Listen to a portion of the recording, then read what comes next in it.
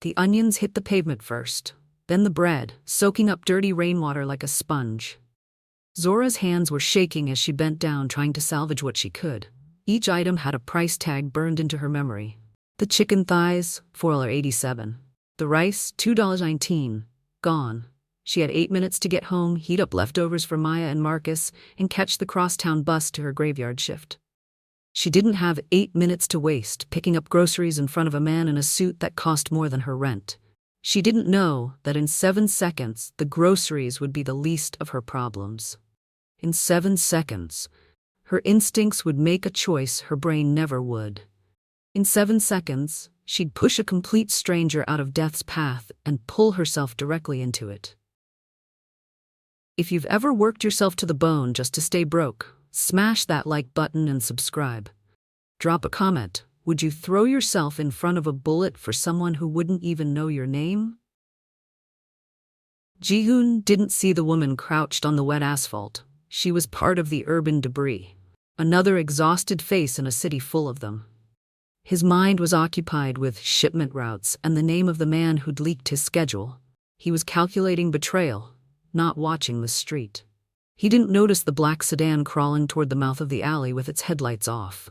He didn't see the tinted window sliding down. He didn't see the gun. But Zora did. She'd spent 26 years learning to spot danger before it spotted her. It was the only skill that mattered when you lived paycheck to paycheck in a neighborhood where survival wasn't guaranteed. Tonight, that skill wouldn't save her. It would doom her. Because the moment she saw that barrel emerge from the darkness, her body moved on its own. And Ji-hoon, a man who commanded empires and erased problems with a phone call, was about to learn that the most dangerous thing in his world wasn't a rival syndicate or a federal investigation. It was a debt he couldn't pay. The impact knocked the air from her lungs. 1 second, Zora was standing. The next, she was horizontal, her shoulders slamming into Ji-hoon's ribs as they both went down. The pavement was cold and unforgiving against her back. Above them, the brick wall exploded in a spray of red dust and concrete chips. The sound came after, sharp cracks that echoed off the alley walls like firecrackers in a tin can. Ji-hoon's weight pressed her into the ground, his expensive cologne mixing with the smell of wet garbage and gunpowder. For a moment, neither of them moved. Then his hand was on her arm, pulling her behind a dumpster with a strength that made her gasp. The black sedan's tires screamed as it peeled away, leaving only the sound of rain and her own ragged breathing. "Are you insane?" Ji-hoon's voice was ice, his accent sharp around the edges. He was staring at her like she'd just kicked his dog. Not grateful, angry. Zora pressed her hand against the brick wall, trying to stand. Her legs felt like water. "You're welcome," she managed, her voice shaking more than she wanted it to. "I didn't ask for your help." He brushed at his suit jacket, mutton and filth, now coating several $1,000s of tailored fabric. His jaw was tight, his dark eyes scanning the street with the kind of focus that made her wonder how many times he'd been shot at before. "Next time, I'll let them kill you." The words came out sharper than she intended, but she was too tired to care. Her groceries were scattered across the alley. The chicken was ruined. The bread was soaked through. She'd spent 2 hours of her life earning the money for that food, and now it was garbage. That's when Ji-hoon noticed her arm. His expression changed, not softening exactly, but shifting into something more alert. "You're bleeding." Zora looked down. Her sleeve was torn, a dark stain spreading across the gray fabric. She hadn't felt it happen. Hadn't felt anything except the instinct to move. Now that she saw it, the pain came rushing in. A hot, sharp sting that made her vision blur at the edges. "It's fine." She tried to pull away, but his hand was already on her wrist, turning her arm to see the wound.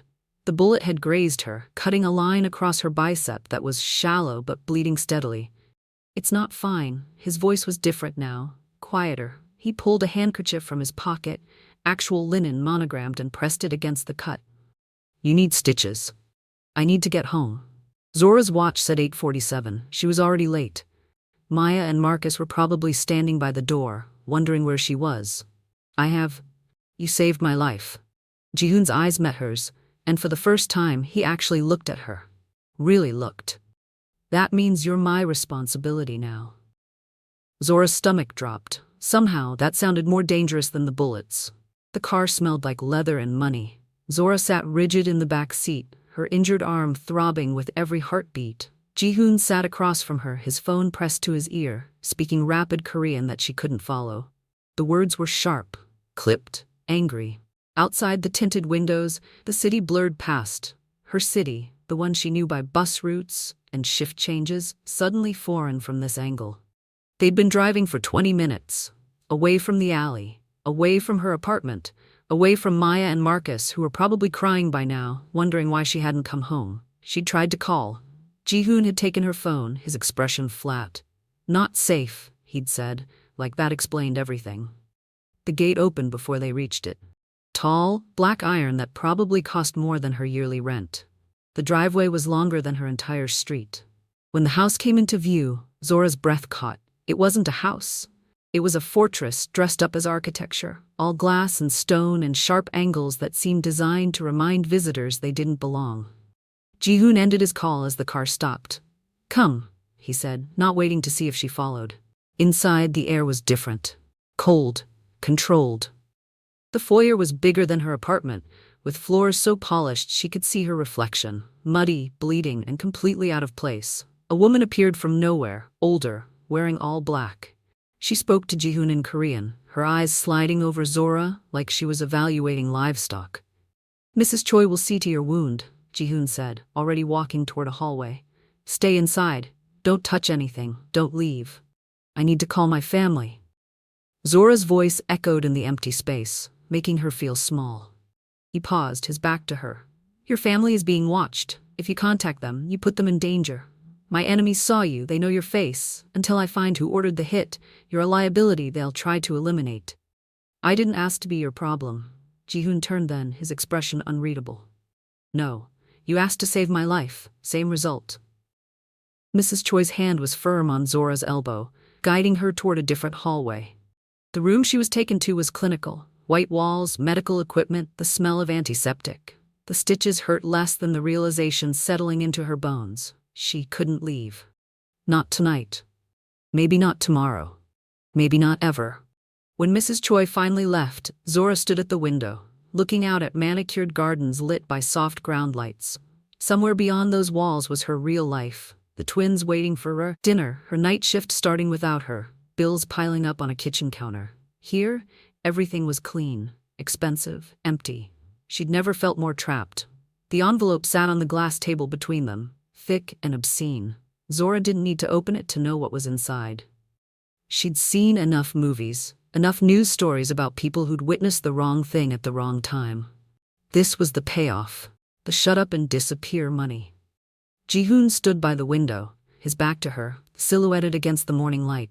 He'd changed clothes, a fresh suit, charcoal gray this time, perfectly pressed, like last night had never happened, like he hadn't almost died in an alley while she bled on the pavement. 50,000, he said, his voice flat. "Enough to relocate. Change your name. Start over somewhere your face isn't on a security camera, saving my life." Zora stared at the envelope. $50,000. She could pay off her debts, get Maya and Marcus into a better school. Stop working 3 jobs that were grinding her into dust. She could breathe. "Take it," Ji-hoon continued, still not looking at her. "Leave the city. Forget this happened." Her hand reached for the envelope. The paper was expensive, heavy, the kind that rich people used because they could. She opened it. The bills inside were crisp, new, hundreds, more money than she'd ever held in her life. "And my family?" Her voice came out steadier than she felt. "They'll be watched, protected. Once you're gone, the threat level drops. My enemies lose interest." Zora stood, the envelope clutched in her hand. She walked to where he stood, stopped beside him. Up close, she could see the tension in his jaw, the carefully controlled set of his shoulders. He was waiting for her to thank him, to take the money and vanish like a problem solved. She threw the envelope at his feet. The bills scattered across the pristine floor, a mess of green against white marble. Ji-hoon turned sharply, his eyes narrowing. "I don't want your money," Zora said. "I want to know why you think $50,000 is worth my entire life, my home, my family, everything I've built." "You've built nothing." The words were cold, clinical. You work yourself to death for rent you can barely afford. You're drowning, and you're too stubborn to grab the rope. That's my drowning, my choice. She took a step closer, close enough to see the flicker of surprise in his expression. You don't get to buy me out of your guilt. You don't get to decide I'm disposable just because it's convenient. Then what do you want? His voice had an edge now, frustration bleeding through the control. Respect. The word hung between them. If I'm stuck in this because I saved you, then treat me like a person, not a problem. Don't hand me cash and expect me to disappear so you can sleep better at night. Ji-hoon stared at her, really looked at her, for the second time since they'd met. Something shifted in his expression, not softening, but recalibrating. You can't go home, he said quietly. They know where you live. Your face is compromised. That's not guilt, that's reality. Zora's stomach dropped. She'd known, somewhere in the back of her mind, but hearing it out loud made it real. She was already gone. The uniform didn't fit right. The black dress was too loose in the waist, too tight across the shoulders. Zora tugged at the collar, trying to breathe. Mrs. Choi had handed it to her without explanation, along with a white apron and a pair of shoes that pinched her toes. You serve drinks. You say nothing. You are invisible. Invisible. Zora had been invisible her whole life. This shouldn't feel different, but it did. The conference room was all dark wood and leather, the kind of space designed to make people feel important. 8 men sat around the table, their suits expensive, their watches worth more than her car. Ji-hoon sat at the head, his expression carved from stone. He hadn't looked at her when she entered, hadn't acknowledged her existence. She was furniture. Background noise. Zora moved around the table with the tray, pouring whiskey into crystal glasses. The men spoke in Korean, their voices low and tense. She didn't understand the words, but she understood tone. This wasn't a friendly meeting. This was territory being negotiated, power being measured. One man kept checking his phone. Small movements, subtle, hidden under the table. His eyes would flick to Ji-hoon, then back to the screen. He was sweating despite the air conditioning. His drink sat untouched while everyone else sipped theirs. Zora's hand stilled on the decanter. She'd seen this before. The nervous energy, the constant phone checking. She'd worked enough late-night shifts at the convenience store to recognize someone waiting for a signal. Someone about to do something stupid. She moved to refill his glass anyway.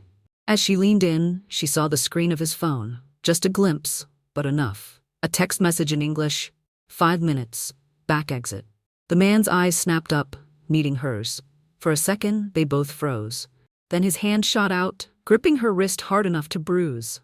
Clumsy, he said in accented English, loud enough for the table to hear. The whiskey decanter tilted, amber liquid spilling across the polished wood. The room went silent. Ji-hoon's gaze finally found her, cold and assessing. Leave us. Zora pulled her wrist free, backing toward the door. But her eyes stayed on the nervous man, on the way his hand moved toward his jacket pocket. On the way the bodyguard by the door was looking at his own phone, distracted. She'd seen enough movies, read enough news stories. She knew what happened when people got careless in rooms like this. The back exit, she said, her voice cutting through the silence. There's someone waiting there. Every head turned toward her. The nervous man's face went white, then red.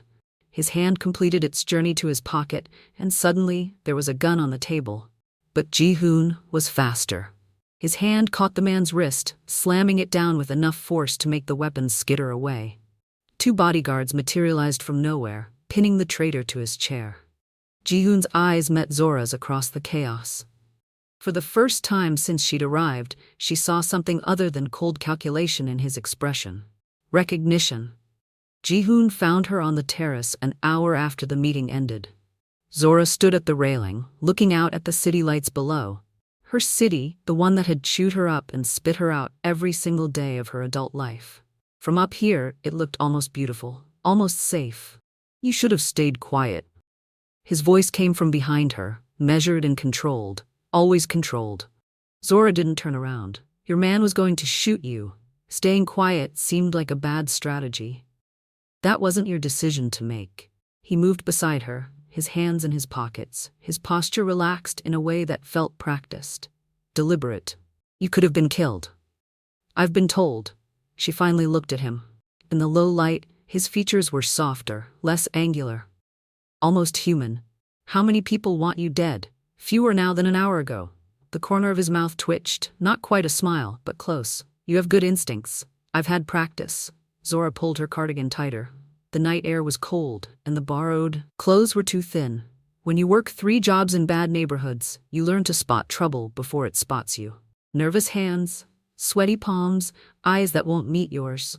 That man was screaming red flags. Ji-hoon studied her, really studied her, like he was seeing something new. Where did you work? Gas station on 5th, diner on Morrison, night shift at the packaging plant. She counted them off on her fingers. 16-hour days, 6 days a week. Maya and Marcus got whatever was left over, which wasn't much. Maya and Marcus, he repeated the names carefully, testing them. My siblings, twins, 13.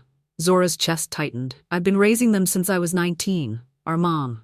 She stopped, shook her head. Some stories didn't need telling. They're all I have. Ji-hoon was quiet for a long moment. When he spoke again, his voice had changed, softer, but with an edge she couldn't identify. I was 17 when my father died, killed by a rival organization while I watched.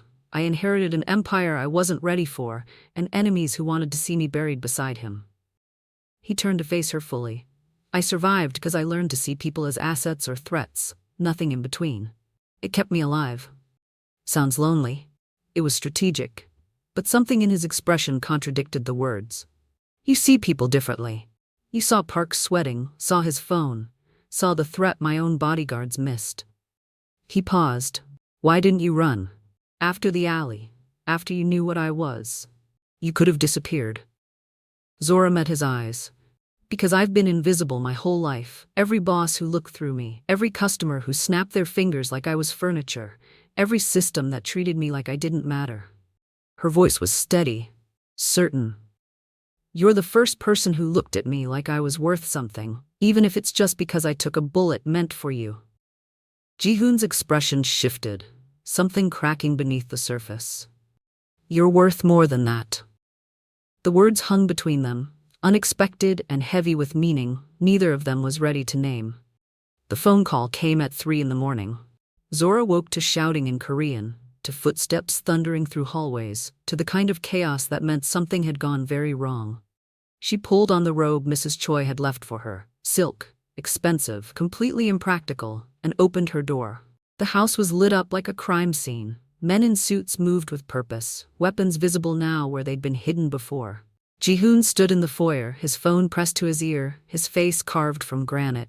When he saw her, something flickered across his expression. Not quite fear, closer to calculation.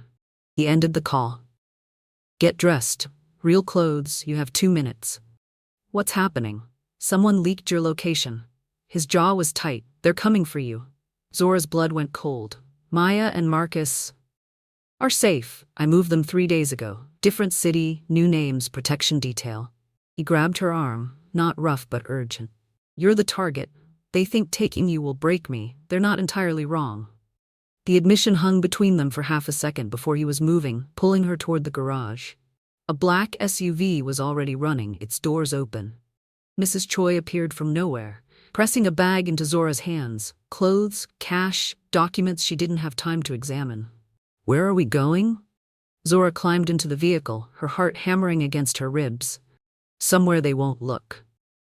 Ji-hoon slid in beside her, and the driver took off before the doors were fully closed.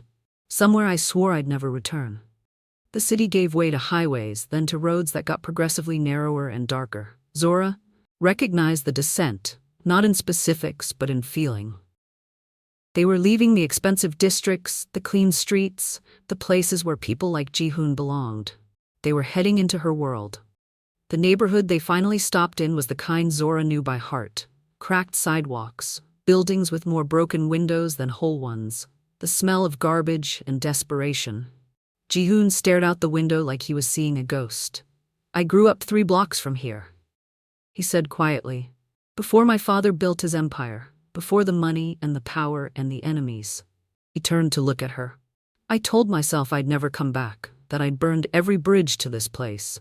Why are we here? Because no one will think to look for me in my own past. His expression was unreadable. And because you need to see something. They walked through streets Zora could have navigated blindfolded. Past bodegas with barred windows. Past people sleeping in doorways. Past the kind of struggle Ji-hoon had spent years pretending didn't exist. He moved differently here, less certain, more human. The expensive suit was all wrong against this backdrop. He stopped in front of a building that should have been condemned. I lived on the 3rd floor, with my mother and 2 sisters. His voice was flat, emotionless. My father was shot on these steps. I was 17. I held him while he bled out on concrete that looked just like this. Zora understood then. He wasn't just hiding her. He was showing her the truth he'd buried under designer suits and controlled violence. He was showing her that he'd been invisible once too. They'd been in the safe house for 3 days when Zora disappeared. Ji-hoon woke to find her bed empty, the window open, cold air rushing into the cramped room. No note, no explanation, just gone. His first instinct was to call his men to lock down the neighborhood to treat this like a kidnapping. But the window told a different story. She'd left on her own, she'd chosen to run. His phone buzzed. A text from an unknown number. "If you want to understand me, come find me. Alone. No bodyguards, no guns, just you." An address followed, a location in the part of the city even his organization avoided. The part where survival wasn't about strategy. It was about knowing which corner stores stayed open late and which alleys were safe to walk through after dark. Ji-hoon stood outside the address in clothes that marked him as an outsider. Pressed jeans, a jacket that cost too much, shoes that had never touched grime like this. The building was falling apart, held together by desperation and duct tape. He climbed the stairs, each step creaking under his weight. The hallway smelled like mold and cooking oil, and lives lived too close together. Zora sat on the roof, her legs dangling over the edge just like that night on his terrace. But this wasn't a terrace. This was crumbling tar paper and rusted vents, the kind of place where one wrong step meant falling through. She didn't turn when he approached. "You came," she said. "You asked." Ji-hoon sat carefully beside her, hyper-aware of the instability beneath them. From here, the city looked different. Harsher. The lights weren't beautiful. They were businesses that stayed open because people needed to work at night to survive. "This is where I lived before Maya and Marcus came to me," Zora said. "Studio apartment, $800 a month, which was a fortune when I was 19. I worked 16 hours a day and still couldn't afford groceries some weeks. You know what I ate for dinner most nights?" Ji-hoon shook his head. "White rice with soy sauce. Sometimes an egg if I could spare it. I'd tell myself it was a choice, that I was saving money for something important. But it wasn't a choice. It was math. Rent or food, heat or medicine, there was never enough for both." "Why did you bring me here?" Zora finally looked at him. "Because you keep trying to save me from a world I already survived. You moved my siblings. You locked me in your mansion. You threw money at me like that would fix everything." Her voice wasn't angry, just tired. "But you don't understand what you're saving me from because you spent 20 years pretending you didn't come from this." Ji-hoon's jaw tightened. "I survived this. I built something better. You escaped. There's a difference." She gestured to the street below. "See that bodega? The owner's name is Mr. Kim. He let me pay for groceries in installments when I was short. Never asked for interest. Never made me feel small. That laundromat? Mrs. Rodriguez watched Maya and Marcus for free while I worked nights. This world, your world, isn't just poverty and desperation. It's people taking care of each other because no one else will. And it's also dealers on corners and shootings and children who go to bed hungry." His voice was sharp. "You're romanticizing struggle." "I'm not romanticizing anything. I'm telling you that you can't protect me from something you refuse to remember." Zora stood, brushing off her jeans. "Come on, I want to show you something." She led him down the stairs, out into streets that made him check his peripheral vision constantly. They walked past groups of men who watched them with calculation. Ji-hoon recognized they were measuring threat, deciding if he was worth the risk. Zora nodded to some of them. They nodded back. She belonged here in a way he no longer did. They stopped at a community center, its windows covered with children's drawings. Inside, the space was packed. Kids doing homework, adults in a job training class, elderly people playing cards. It was loud and chaotic and alive. I volunteered here every Sunday, Zora said. Taught kids how to read, helped people fill out job applications. It wasn't charity, it was survival. We took care of each other because we had to. She turned to face him. Your empire is built on loyalty bought with money. This place runs on loyalty earned through showing up. You wanted to know why I saved you? Because walking past someone who needs help isn't an option for me. It never has been. Ji-hoon watched her move through the space, greeting people by name, checking on kids, laughing at jokes he didn't understand. She was different here. Not invisible, not struggling, just part of something bigger than herself. You think my world is better, he said when they were outside again. Clean, safe, protected. Your world is a cage. Zora's voice was gentle but firm. A beautiful one, but still a cage. This, she gestured to the messy, complicated, struggling neighborhood around them. This is real. The people here see me. They need me. In your world, I'm a liability you're trying to manage. Ji-hoon felt something crack inside him, the careful wall he'd built between who he'd been and who he'd become. I see you. Do you? Or do you see someone you need to save because you couldn't save the boy you used to be? The question hit harder than any bullet. They stood in the middle of a street that looked just like the one where his father had died, surrounded by people who looked just like the family he'd left behind. Ji-hoon had spent 20 years building an empire to escape this exact feeling. Powerless, vulnerable, human. I don't know how to be both, he admitted quietly. The person who survived this, and the person who has the power to change it. Then maybe you need to learn. Zora took his hand, her grip warm in the cold night. Because that's what I need from you. Not a savior, not money. Just someone who remembers where he came from and doesn't treat it like a disease he cured. They walked back through streets Ji-hoon had tried to forget, past lives he'd left behind, through a world that had shaped him before he'd learned to reshape himself. For the first time in 20 years, he didn't calculate the exits, didn't measure threats, didn't treat survival like a business transaction. He just walked. And remembered what it felt like to be human. They sat on a fire escape 3 stories up, watching the sun come up over a city that had tried to break them both. Zora's legs dangled over the edge, her feet swinging in air that smelled like exhaust and old grease. Ji-hoon sat beside her, close enough that their shoulders almost touched. He'd taken off his jacket, rolled up his sleeves. He looked more real like this, less like a crime boss. More like the 17-year-old boy who'd watched his father die. Why did you do it? Zora asked. The question had been sitting in her chest since the alley. Why did you save me that first night? You could have left me bleeding on the pavement. Ji-hoon was quiet for a long time. When he finally spoke, his voice was rough. Because you didn't have to push me out of the way. You saw the gun. You could have run. Should have run. But you didn't. He turned to look at her. No one's done something like that for me since my father. Everyone else, they follow orders, they take paychecks, they calculate loyalty like it's a business transaction. But you just moved, like saving someone was more important than saving yourself. I'm tired of people dying. The words came out before Zora could stop them. I've watched too many people in my neighborhood get shot, get sick, get ground down until there's nothing left. I couldn't. Her voice cracked. I couldn't just stand there and watch another person disappear. That's the difference between us. Ji-hoon's expression was unreadable.